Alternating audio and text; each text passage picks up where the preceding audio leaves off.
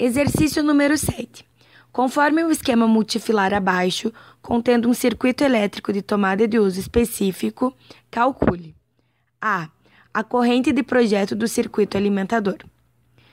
Sabemos que a corrente de projeto é calculada pela soma das potências das tomadas de uso específico dividido pela tensão do circuito.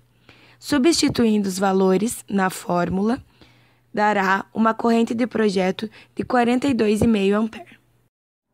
A letra B pede para calcular a corrente de projeto corrigida do circuito alimentador, sabendo que a temperatura ambiente é de 40 graus Celsius, os eletrodutos não estão agrupados e serão calculados com uma ocupação por condutores menor que 33%.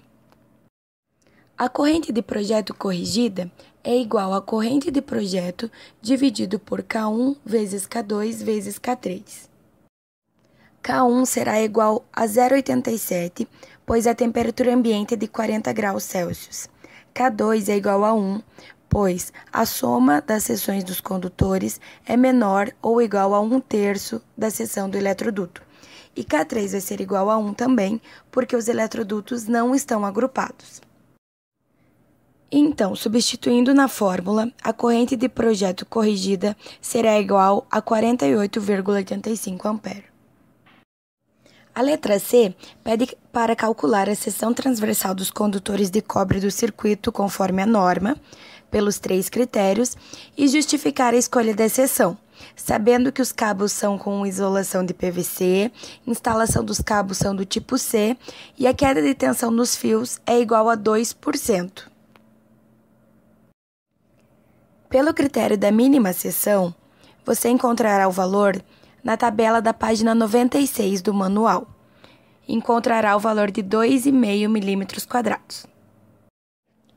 Pelo critério da máxima corrente, você utiliza a tabela da página 100 do manual e encontra um valor de corrente maior ou igual a 48,85 A. E então determina a seção, que será de 10 mm².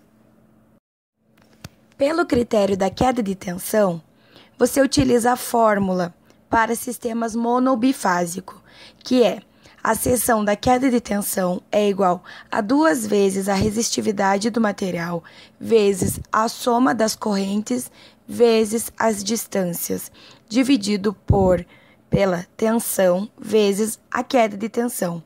Substituindo os valores, dará uma seção de 5,95 mm². Mas esta seção não é uma seção comercial. Então, você escolhe a maior e mais próxima seção comercial, que será de 6 mm².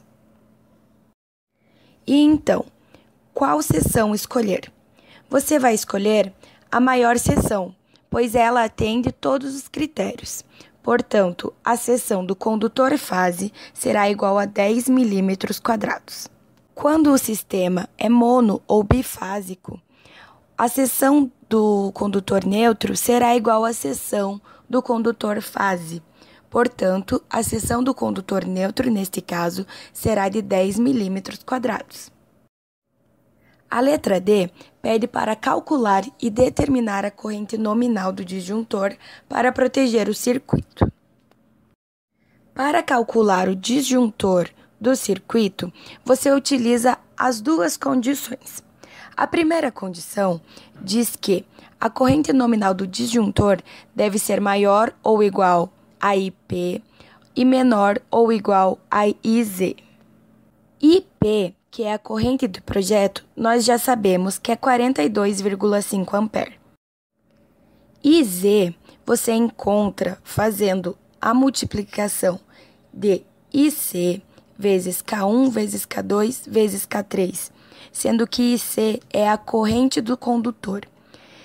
A corrente do condutor você vai achar na tabela da página 100 do manual, onde você encontra que 10 mm², que é a seção dos condutores, leva a uma corrente de 63 A.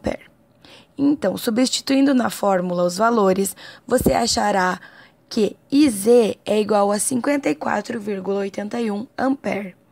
Aplicando estes valores na fórmula da primeira condição, você encontra que a corrente nominal do disjuntor deve ser maior ou igual a 42,5 ampere e menor ou igual a 54,81 ampere. Então, você vai na tabela da página 125 do manual e o valor da corrente nominal do disjuntor que atende à condição é de 51 ampere. A segunda condição diz que I2 tem que ser menor ou igual a IZ vezes 1,45. I2 é a corrente nominal do disjuntor encontrada na primeira condição vezes 1,35, que no caso dará 68,85 ampere. E Z já foi calculado, então você multiplica por 1,45, que dará 79,47 ampere. Substituindo isto na fórmula, teremos que 68,85 ampere é menor ou igual a 79,47 ampere. Isto é verdadeiro. Desta forma, a corrente nominal do disjuntor 51 ampere atende também à segunda condição. Na tabela da página 125, você identifica qual valor é referente à corrente nominal do disjuntor de 51 ampere quando a 20 graus. Assim, a corrente nominal do disjuntor comercial será igual a 60 ampere.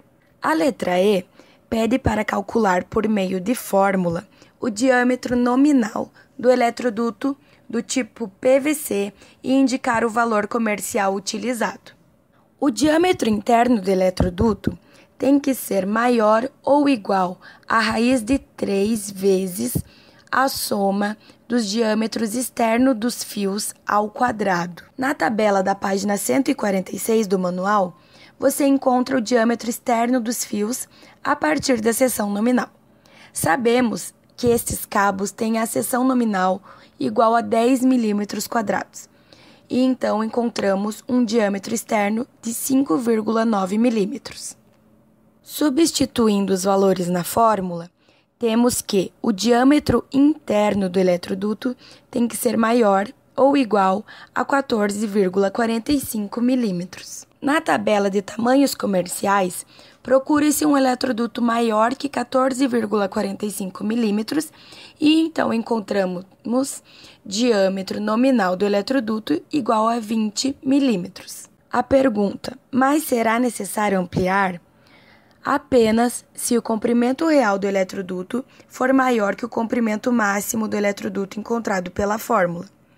Neste caso, o comprimento real do eletroduto é igual a 10 metros. O comprimento máximo do eletroduto encontrado pela fórmula foi de 15 metros. Logo, o comprimento real do eletroduto é menor do que o comprimento máximo do eletroduto. Então, não há necessidade de ampliação e o diâmetro nominal do eletroduto fica 20 milímetros mesmo. Então é isso, pessoal. Este foi o exercício 7 da unidade 7. Muito obrigada por assistir.